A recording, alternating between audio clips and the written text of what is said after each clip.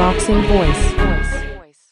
The fight that's going to unlock all the mega fights this summer against someone who I know you won't take lightly, JoJo Dan, #1 rated contender on March 28th. Yeah, he's a tough kid, JoJo Dan. He's one of these Romanian or Canadian-based or Romanian-based Canadians, and they're tough. They can fight, and I've watched him a few times. The southpaw is awkward. He fights coming forward. He's tough. He's awkward, and you know, he's worked his way into the position. And he's the type of kid that if you don't get on top of him early in the fight, it can make a very difficult night for you. So, you know, Kell's got to be 100% for this kid. You can't, you know, a lot of people think Sean Paul say he was a machine. You know, Kell trained out of his skin for that fight, and you could see the intent with Kell with the way through that training camp. And, you know, you look at this guy, you might think it's a step down, but that's where you get beat. You know, Sean Paul looked at Kell Brook, and I think he said in a lot of videos afterwards, he underestimated Kell Brook.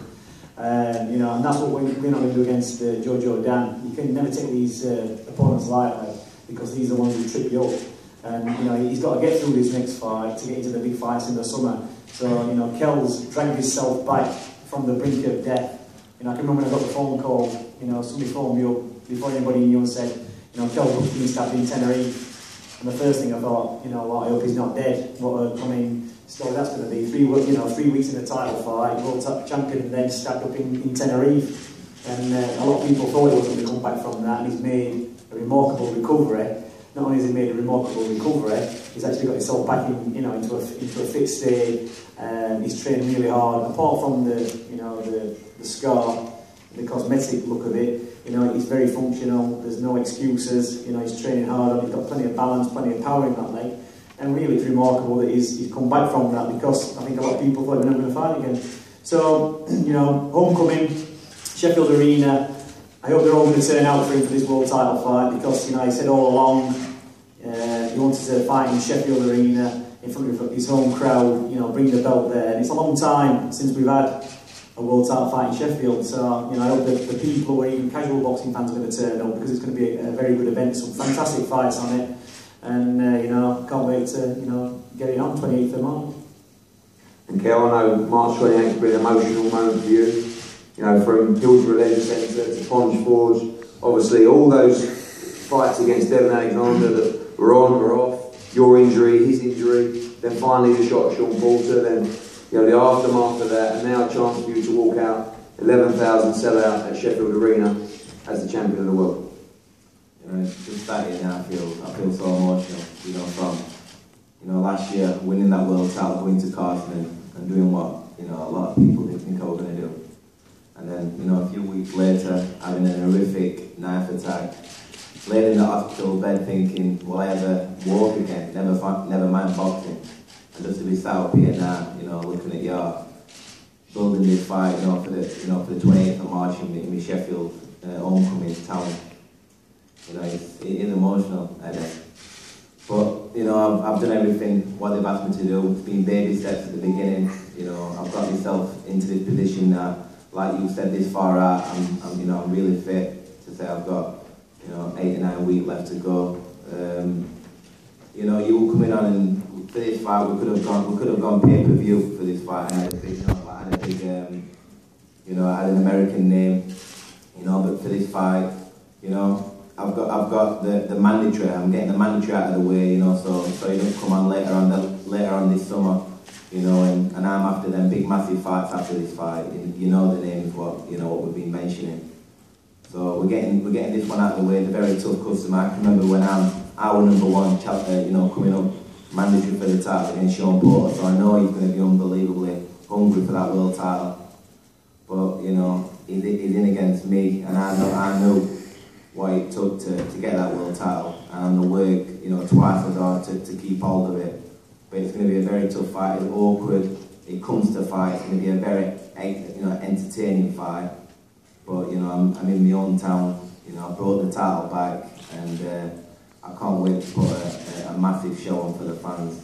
You know, it's just going to be a normal sky, so everyone's going to be able to see it, and we're going to build on from this, and obviously have them big massive fights, you know, after this fight. But, you know, don't get me wrong, I'm not looking past JoJo Dan. Very tough customer. I know he's going to come and bring it, but, you know, you're going to bring for a treat. The card is stacked. you know, with, you know, other champions and great fighters. So you're in for a treat. I just can't wait to get back in now. I'm counting the days. We can't wait to, and I think importantly, JoJo Dan, what you said stylistically, a very entertaining fight. Someone that loves to come forward. I think it'll be a very different fight to the Sean Porter fight. But right now, Kell sits in a wonderful division at 147 pounds. Obviously, we know who the other two champions are, Floyd Mayweather and Manny Pacquiao, and they're the kinds of fights that really we want to unlock for the summer and autumn of 2015. There's no reason why not. Kell's a world champion. He's already made a huge statement in America. And this really is a fight that's going to project him, not just back with the UK public, but also in America as well. We'll be announcing over the next couple of weeks a big TV deal where this fight will be seen on a huge channel in America as well. And you know, we want to thank JoJo Dan's team particularly for stepping up to the challenge. They could have waited, and that would have been a difficult scenario for us to take this fight in the summer, when we want to clear that up for Messrs. Khan, Mayweather, Pacquiao, all those big fights.